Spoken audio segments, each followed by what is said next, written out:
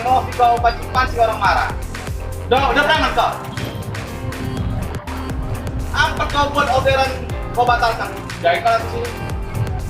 Coba lihat story handphonenya berapa driver itu. Kami ini kerjaan deh. Cuma tidak aktif.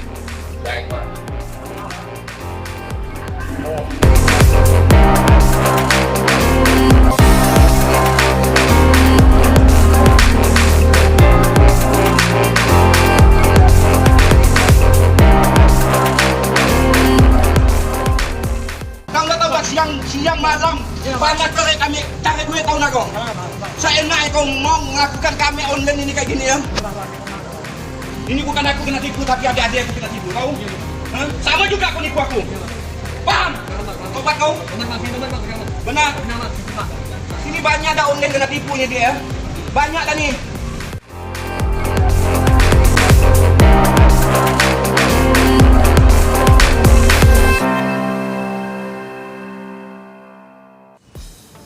Agak kareba bosku, jumpa lagi dengan saya Frans di channel kita bersama.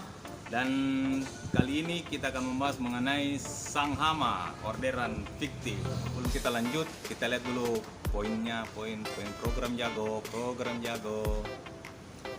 ya, 12 poin baru jam 12.46.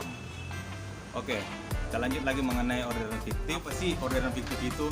Jadi orderan fiktif itu adalah orderan yang dibuat secara sengaja maupun tidak sengaja oleh orang-orang yang tidak bertanggung jawab. Nah, orderan fiktif ini juga sering merugikan orang-orang lain, termasuk customer. Di sesi pertama ini kita akan membahas mengenai orderan fiktif itu.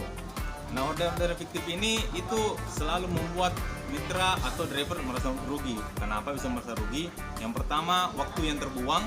Kedua adalah keluarnya dana atau biaya, dalam hal ini GoFood atau GoShop. Yang ketiga, menjatuhkan performa driver. Nah, di antara ketiga itu salah satunya itu yang paling sering didapat oleh driver lah masalah mengenai performa. Kenapa masalah mengenai performa? Karena ketika orderan tercancel itu membuat akun teman-teman menjadi gagu. Jadi seperti itu. Apa sih yang membuat orang melakukan orderan fiktif? Yang pertama adalah adanya faktor dari si driver yang kekurangan poin. Jadi di mana ada kesempatannya untuk membuat orderan fiktif, dia akan melakukan orderan fiktif itu.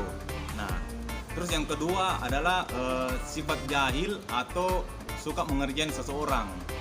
Nah, yang ketiga adalah adanya unsur untuk merugikan driver-driver lain. Tadi yang saya bilang bahwa orderan fiktif itu terbagi dari dua, yaitu orderan yang dibikin secara sengaja dan tidak sengaja. Orderan yang dibuat secara sengaja itu adalah orderan yang dibuat oleh seseorang untuk merusak performa driver atau mengusir driver tersebut dari satu lingkungan itu.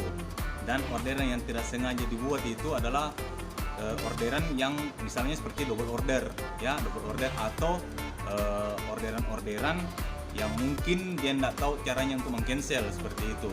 Memang dia hanya untuk mengetes saja, dia tes sih. Yang di sini berapa anunya, ongkos antarnya, berapa harga makanannya di sini. Seperti itu. Dahulu sebelum juga ada Gojek, orderan fiktif juga sudah ada.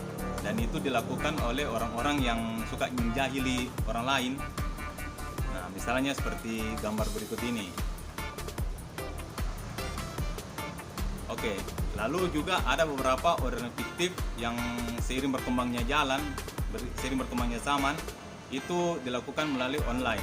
Nah, seperti yang kita hadapi akhir-akhir ini, yaitu para pengorder fiktif yang melakukan orderannya untuk merugikan performa driver.